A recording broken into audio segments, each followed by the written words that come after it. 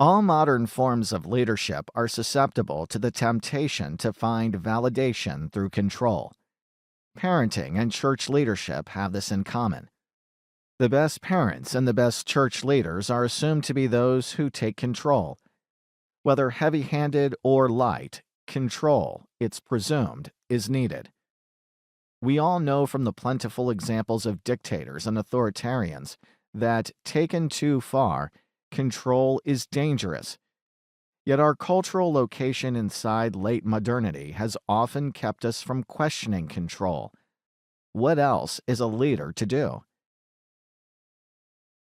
This book explores our assumptions about control. Rather than grasping for control, we've come to believe that there is a more fundamental and faithful way of living and leading that connects us to our humanity and each other, and attunes us to what God is and has always been doing in the world, even in and through the church. Against the backdrop of our own week-long pilgrimage, walking St. Cuthbert's Way with our kids, we examine the journeys of both parenting and pastoring through the life of St. Cuthbert, and the thought of contemporary German social theorist Hartmut Rosa. Rosa directly addresses the futility of our modern use of control in his little book, The Uncontrollability of the World, which will serve as a dialogue partner in this project. Rosa has been the leading global thinker on how human beings engage the world, and why many of our late modern ways of engagement, and therefore concepts of the good life, are paralyzing, acidic, and destructive. The Uncontrollability of the World is one of Rosa's shortest but, in our minds, most important books. Its importance rests in its moral and even theological significance, something fascinating to witness in a social theorist.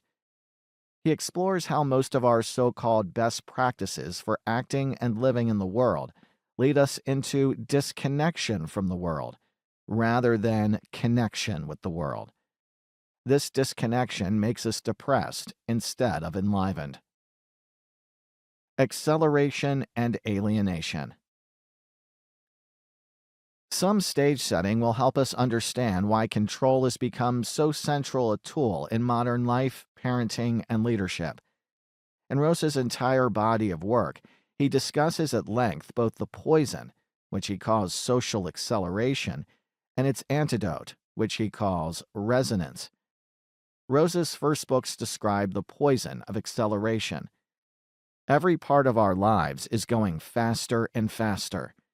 Modernity, the modern project, is fundamentally about controlling our relationship with time.